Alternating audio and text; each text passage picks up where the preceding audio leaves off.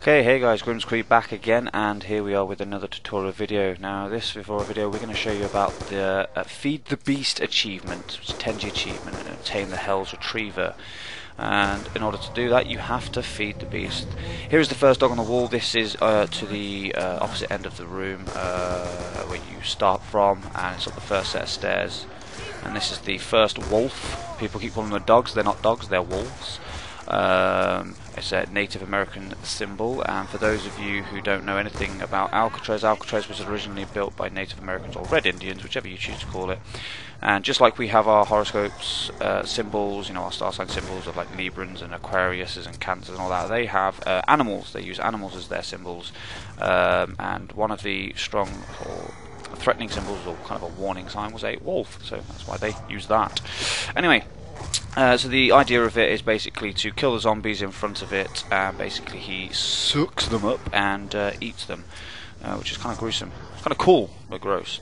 I mean, who'd want to eat rotten flesh? But beggars can't be choosers, I guess.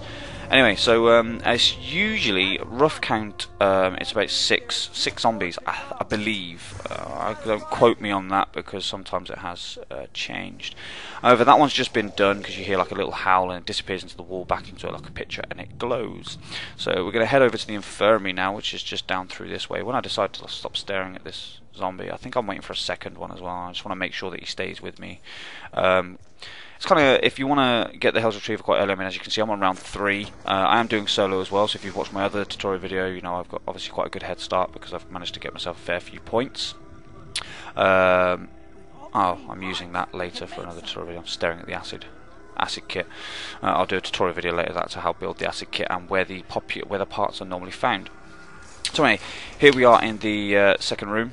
Where the second dog is. This one I would recommend definitely getting over in early rounds, because even on solo or co-op, it's quite a tight and compacted room, and you can get overrun quite quickly if you leave this till high rounds. So I would suggest getting this one done as soon as you can. As soon as you can get the doors open, you can get up here, get it done. So this is the, as I say, this is the second hellhound, or whatever you want to call it, wolf, etc. But I say loads of people keep calling it dogs, but so yes. But hopefully once I get all these zombies coming through, because it's so early, they are quite slow. So it's to be a bit patient with me. As I say, this is the second dog.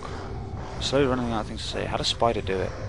Take my hat off to Spider Bite. He manages to talk quite a lot the way through his videos. I suppose he rehearses, maybe practices in the mirror, writes down some lines. I don't know.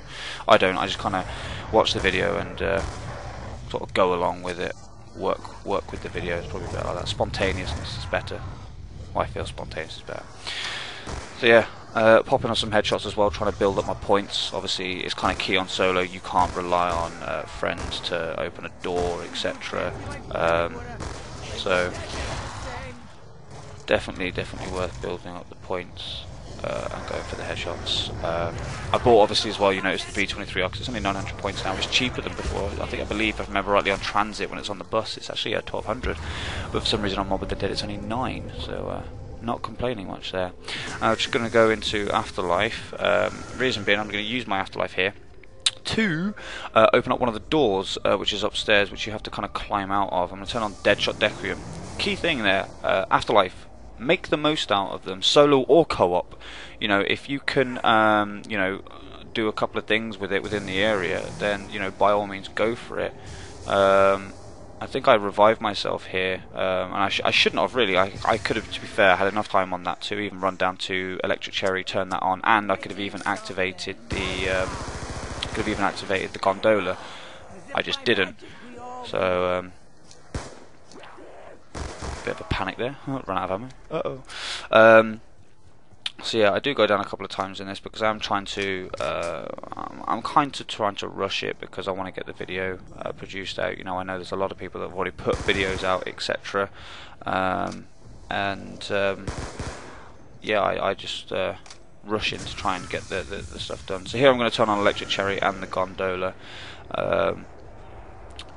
Again, making the most of my Afterlife. If I can turn more than one thing on, or you know, or activate more than one thing, then it's worth doing it. You know, benefit the most out of it, because even on solo, as the rounds get higher, it's yes, okay, you get your 3 afterlives and you get, you know, 1 every new round, but you know, you go down, you know, you tend to struggle a little, and you can't always activate stuff because you're going down and you lose an afterlife because of that. So, you know, make the most out of it, turn on as much as you can and as early as you can, because once everything's activated, then you build your afterlives back up. You kind of, you know, you're helping yourself in the long run, as I suppose, for high rounds. Eventually, when I stop fucking about by the gondola and I actually go and kill this last zombie, I will head down to the docks, which is where the 3rd and final dog is. Now, you won't actually get the 10G for actually satisfying or feeding the final dog wolf on the wall. You obviously have to go and actually obtain the Hell's Retriever. So once you've done, you want to head down here. I should go for Juggernog. Do I go for Juggernog? No, I changed my mind. I'm going to go hardcore. I think I get downed actually, which kind of pisses me off actually a couple of times during this, but hey ho. But yeah, there's the 3rd and final dog. I prefer to do it in this order. As I said, you saw where the first one is, and then I prefer to go up to the roof. So do the friends that I play with. Oh, look at that, I got downed by a headless zombie. Oh dear. But yeah, no, we prefer to do it in that order. We prefer to do the dog by the cells, then up to the roof, and then finally down to the docks. The docks is kind of it's better in a sense. There's a little bit more space to maneuver around than you can do up on the roof, and as I say, if you go in high rounds up on that roof, you're gonna get stuck. You know, I don't care how cool a player you are or good a player you are. 2 high rounds and kind of shoot yourself. And not only that, you want to benefit from the Hell's Retriever on early rounds because it can kill them quite quickly. And wow, I am better at playing on this. Honest to God, I'm just I'm trying to. What I'm doing is, I think as I'm playing, you know, I'm watching. You know, I'm playing the actual game. Obviously, I played this earlier. When I'm playing this, I'm obviously visualizing in my head what I'm going to be saying and making sure that you guys obviously can see what I'm doing quite clearly as well. So yeah, I go down quite a few times. I don't normally play this back because normally I can concentrate on just playing the game, I guess, and enjoying it. So, but there's the 3rd and final dog done, and I believe I go on playing quite a bit here. So what I'm going to do is I'm going to quickly find the final part where I actually go and get the Hell's Retriever, and we'll show you that there.